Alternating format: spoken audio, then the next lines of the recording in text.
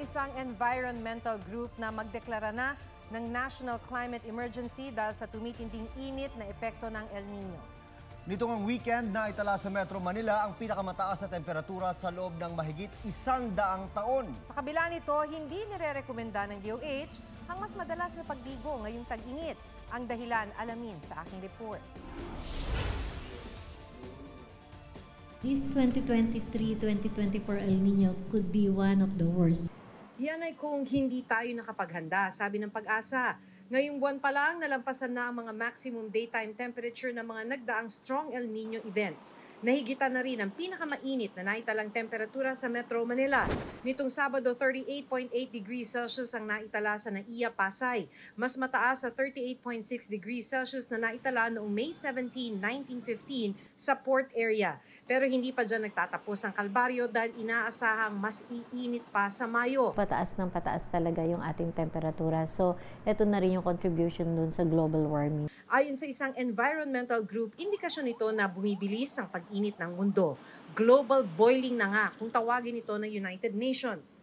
Kami nananawagan na magdeklara ng National Climate Emergency. Importante din doon na may corresponding na pondo at allocation. Kasi hindi uubra dito yung ayuda lang.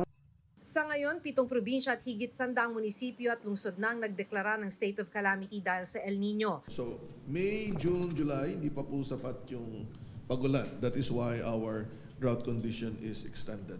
Para naman maiwasan ang water service interruption, isinusulong ng DENR ang matalinong paggamit ng tubig, gaya ng paggamit ng timba at tabo imbes na hose sa pagdidilig at paglilinis ng kotse.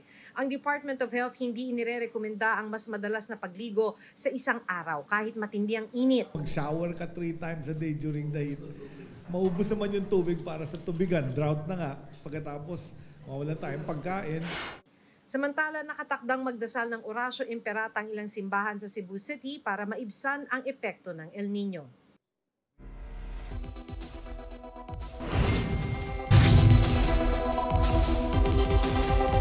Habang hindi nirerekomenda ng DOH ang madalas na pagligo, may iba naman silang tips para maginhawaan sa gitna ng mainit na panahon. Una, lagyan ng tubig ang mga extra na spray bottle para may pang-spray sa mukha at batok. Imbes naman na bumili ng sports drink, lagyan ng isang kurot ng asin ng isang baso ng tubig. Maglagay rin ng basang bimpo sa ulo o kilikili. At kapag nakakaranas ng hilo, pagkalito, paglabo ng paningin o pagkawala ng balanse, agad magpatingin sa doktor. Sa bisperas ng deadline ng pagpapakonsolidate ng mga jeep na kilos protesta at tigil pasada ang grupong Piston.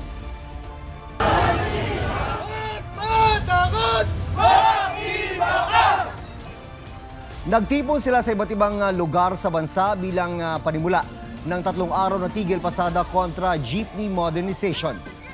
Nagsampa rin ang grupo ng amended petition sa Korte Suprema para mapatigil ang PUV modernization program. Sabi ng LTFRB, bigo ang grupong maparalisa ang transportasyon. Wala na rin daw extension ng deadline. Bilang konsiderasyon, tatanggapin naman daw ng LTFRB hanggang bukas ang mga hahabol kahit minimum requirements lang ang dala. Marami pa raw kailangan tapusing trabaho ang Senado bago mag-adjourn sa Mayo. Kabilang sa mga tinututukan ay ang pag-amyenda sa saligang batas. May report si Mike Salazar. Nagpatawag ng All-Member Caucus si Senate President Juan Miguel Zubiri ngayong hapon para maglatag ng mga importanteng trabaho na kailangan matapos bago sila mag-adjourn sa May 24. Isa rito ang issue ng charter change na may natitira pa raw 3 pagdinig. I would prefer that it will not be done during Senate session time at 3 o'clock kasi marami tayong 20 ang bill sinahabol ko. Noong 1 taon pa ipinasa ng Kamara ang resolusyong nagpapatawag ng Constitutional Convention para amyendahan ang saligang batas.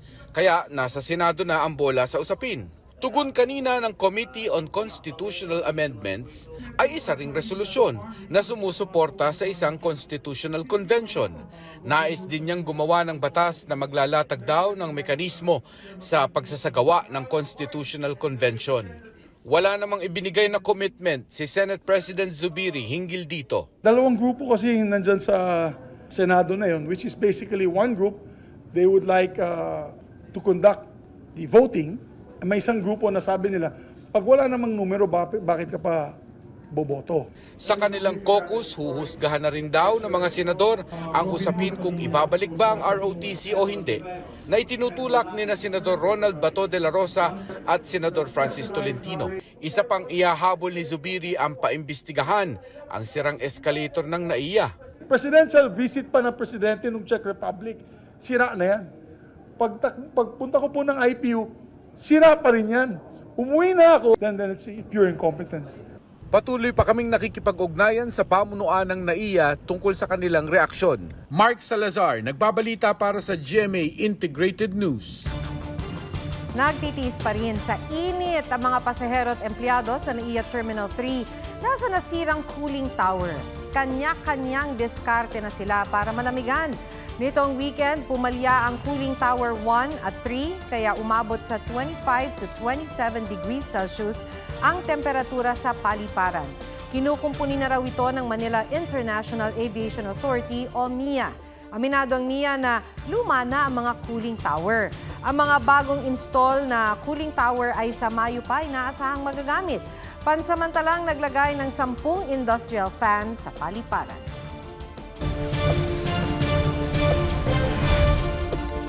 Nasa 20,000 piso ang natangay sa isang milk tea shop sa Nabua, Camarines Sur. Kita ang pagpasok na lalaking may takipang muka sa shop. Ipinaling niya ang anggulo ng CCTV. Sa isa pang kuha, kita na may inilalagay siya sa kanyang shorts. Tingin ng mga otoridad, may mga kasabwat ang suspect.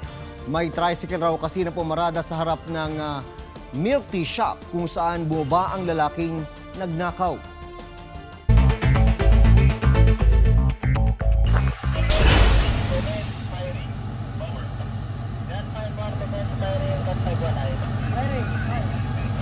Sa West Philippine Sea, ilang barko ng China ang namataang tila nagbabantay kasabay ng gunnery exercise ng Pilipinas, Amerika at France.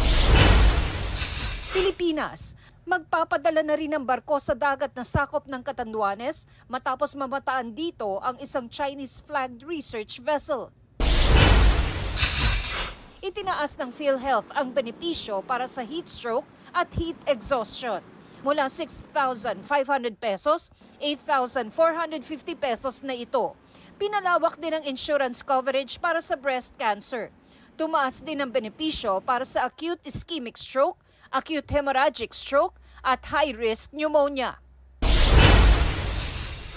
DepEd, marami na raw nakuhang administrative officers na gagawa sa non-teaching tasks na binabalikat ngayon ng mga guro. Tina Panganiban Perez, nagbabalita para sa GMA Integrated News. Humakot ng 8 medalya ang ating mga gymnasts sa 2024 Pacific Rim Championships sa Cali, Colombia. Kabilang sa mga nagwagi si Carl L. Druyulo na lumaban sa men's junior category. Naka-gold siya sa floor exercise at sa vault. Silver naman sa individual all-around, steel rings at pommel horse. Gold medal din ang inuwi ni John Ivan Cruz para sa men's senior vault. Bronze naman si Juancho Miguel Besana sa parehong event.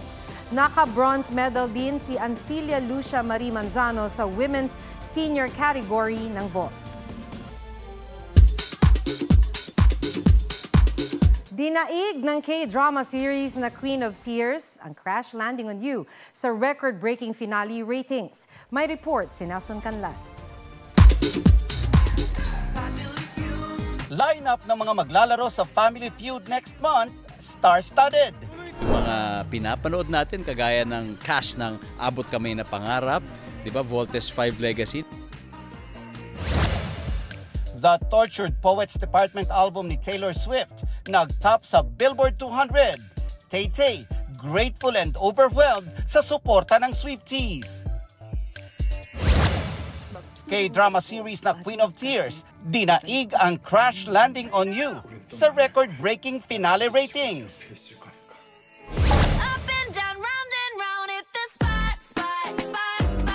Spot MV ng rapper na si Zico, featuring Jenny Kim ng Blackpink, umani na ng 14 million views sa YouTube.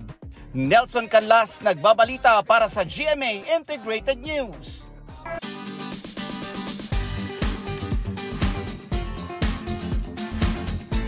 this life, kaya sa isang birthday, food ang unang sinunggaban ng isang bata. Imbis kasi na i-blow ang cake, agad siyang kumagat. Why not?